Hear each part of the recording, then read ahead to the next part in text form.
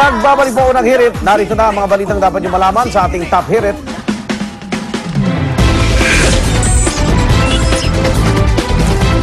Apat po ang kumpirmadong patay sa pagsabog ng isang 81mm mortar sa Lower Bicutan, Taguig City kahapon.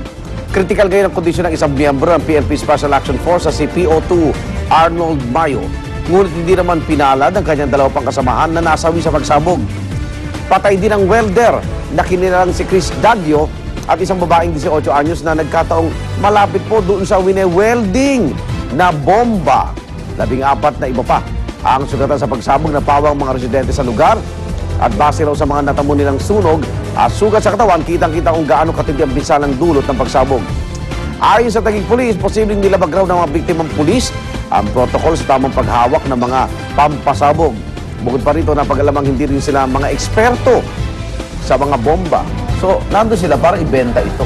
Parang gano'n. Para alisin yung pulbura.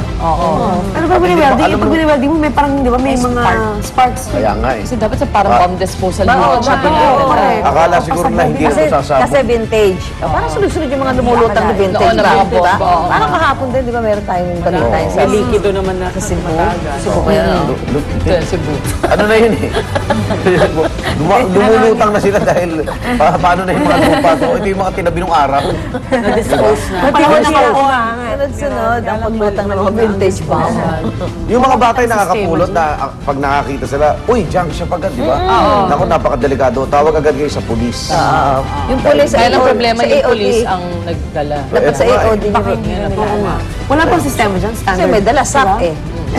Hindi nga dapat nandun siya sa junk shop. Dapat nasa proper ano siya. I-report sa police, dinala nung sak. Diba usually dinadala pa nila yan sa probinsya tapos doon nila pinapasabog. Sa mga... Inuna nilang kinuhin.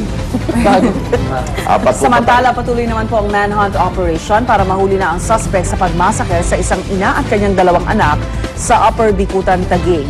Kinilala ang suspect na si Mark Capurcos alias John na kinakasama ng 20 anyos na anak at kapatid ng mga biktima na si Miraflor Rapales.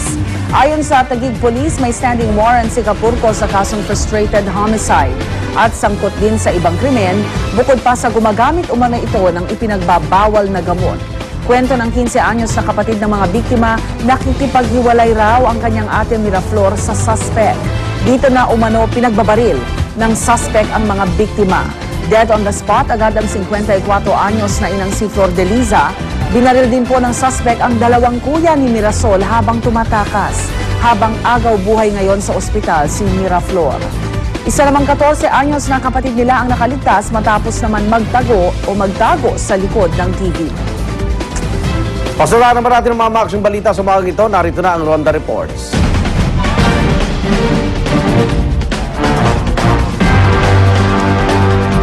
Nasunog isang taxi kagabi sa Barangay Ilaya, Mandaluyong City. 30 minutong nagliwag po ang taxi bago maapula ng mga bumbero ang sunog. Yan ang Ronda Report ni Jay Sabale. Jay. Igan, isang taxi ang nilaman ng apoy mag-alas 8 kagabi sa Union Street, Barangay Ilaya, Mandaluyong City. Sa video na kuha ng news scooper na si Jason Olivas, makikitang nagliliyab ang taxi na 2011 model Toyota Vios. Tumawag si Olivas sa 117 at agad namang dumating ang Mandaluyong BSP para apulhin ang apoy. Tumagal ang sunog na mahigit 30 minutos. Ayon sa driver, akala raw niya noong una ay amoy usok lamang sa labas. Kaya laking gulat na lamang niya ng kanyang tinabiang sasakyan at sinekang hood. At yun pala, nasusunog na ang computer box ng taxi. Ligtas namang nakalayo ang driver at pasero ng taxi. Patuloy ang investigasyon sa naging sanhi ng sunog. Igan? Maraming salamat, Jay Sabale. Ronda Report pala sa Pasay, binalik na ng ina ng suspect sa pagnanakaw sa isang Belgian national ang mga nakulimbat, kamera at accessories ng kanyang anak. Yan ang Ronda Report ni Maria Bulaklak Ausente. Maria! Yes, Ikan, 2 araw nga matapos maipalabas sa GMA News ang CCTV recording ng pagnanakaw ng kamera ng salisigang sa isang Belgian.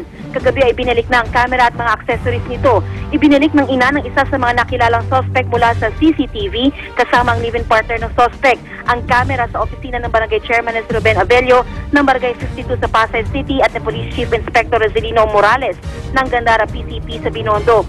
Kwento ni Aling Glenda Sati, may nakarinig daw na, sa balita na hinahanap na yung ninakaw na camera. May nagdala daw ng camera sa kanilang bahay at iniwan na lang ito ng hindi nagpapakilala. Minarapat daw nila agad na i-turn over sa kanilang barangay chairman ang camera at mga accessories nito. Yun nga lang iga nang i-inventory ang gamit, kulang pa rin ang SD memory card, battery at lente. Ayon sa PNP, kakasuhan pa rin ng theft ang mga suspect kahit pa naibalik na ang mga ninakaw. Yan ang Ronda Balita mula sa Pasay. Igan? Okay, maraming salamat, Maria Bulaklak Ausente. Kaya sa mga restaurant, huwag kayong dapat alerto kayo. Minsan may tumatawag ng cellphone sa tabi nyo. Naku, di ba ikaw, titingin ka pansinin ka Sana nandito pa yung biktima, no? Para masolid nila. Oo. Baka mamaya siya umalis na sila sa sobrang O pagka-display. kaya ikandong nyo kaya yung gamit nyo. Meron namang yung mga ibang tables ngayon sa restaurants, pero ng hook sa ilalim, so you can put it underneath. O di kaya kumuha ka Wala kaya pa rin naman. Ewan mo kasi yung matamis sa bahay. Kailangan mo lang malingat Ayun ito mong tabing-tabi na nila Tingnan mo yung dalawang loko, ayun. Alis, babalik. O, sinipalan. Ayun nahatang agad Ayan.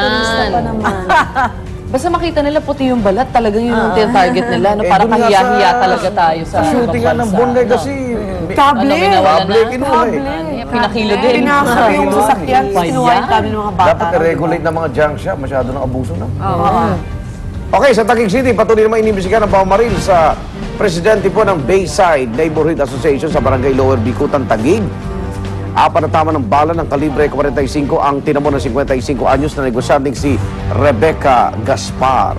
Kitang-kita po sa CCTV ang pamamaril sa kanya. Tapos pagkabaril po ng suspect, parang wala lang nangyari, naglakad. Pinil pa po ng suspect na habulin ito, pero binabuti niya umatras at humingi po ng saklolo. Kasalukuyan po ngayon na nagpapagaling siya sa ospital at tinahanap ngayon ng suspect at tinaalam pa ng pulisya kung ito ba'y robbery o may kinalaman sa kanyang posisyon doon po sa neighborhood niya association na yan sa Taguig. Puro Taguig ang krimen natin. Oo nga. Upper, ah. lower, at saka South, puro South. So nakakalungkot kung mga neighborhood association lang, tapos ganyan. Kaya Tapos nga, ganun lang yung mga away ano, nila. Usually may Ang pera din problema, kasi yan. Meron sila mga rules. Hindi nalinis yung lente, kaya kita mo. Paano makikilala yung Malayo. Kaya suspect? nga syempre pag zinumin mo, lalong hindi Lalo mo lalabo. Samantala, ito naman po sa ibang balita, naging mainit po yung pagtatalo kahapon ng prosekusyon at depensa sa ika-6 na araw po yan ng impeachment trial ni Chief Justice Renato Corona. At karugnay po yan sa bintang ng prosekusyon na may ill-gotten wealth o nakaw na yaman ng punong maestrado. Pero matapos po ang ilang diskusyon, pinayagang sumalang sa witness stand si BIR Commissioner Kim Jacinto Henares para isumite ang income tax return o ITR ni Chief Justice Corona at asawang si Cristina. Ayon sa prosekusyon, gusto rin nilang patunayan sa pamamagitan ng ITR ng Chief Justice na dinaya nito ang kanyang SALN. Sa testimonyo ni Henares, sinabi niyang walang ITR si Corona mula na ma-appoint sa Supreme Court na ayon sa Section 51 ng Tax Code ay hindi naman daw obligado ang isang government employee dahil otomatikong kinakaltas ang buwis na makikita sa tinatawag na Alpha List. Makikita sa Alpha List na nagbabayad naman ng buwis ang punong maestrado mula taong 2006 hanggang 2010. Si Ginang Corona naman, mula 1992 hanggang 2005, hindi raw nag-file ng income tax return. Maliban lang daw noong Setyembre 2003 nang bilhin daw ni Ginang Corona ang isang property sa La Vista, Quezon City. Sa kabila nito, nasa alpha list naman ni Ginang Corona ang kanyang kinita bilang direktor ng Camp John Hay Management Corporation. Isinumuti rin ni Henares sa korte ang 7 Certificate of Authorization o Authorizing Registration na nakapangalan sa mag-asawang Corona na patunay na may mga binili silang ari-arian tulad ng Sana Column sa Makati, property sa Global City, ang condominium sa Bellagio 1 na nagkakahalaga ng 14.5 million pesos po yan, condo unit sa Burgundy, La Vista, sa Pansol de Lima na binenta raw ng mag-asawang Corona at shares of stock sa La Palms Country Club. Ang mga dokumentong nabanggit minarka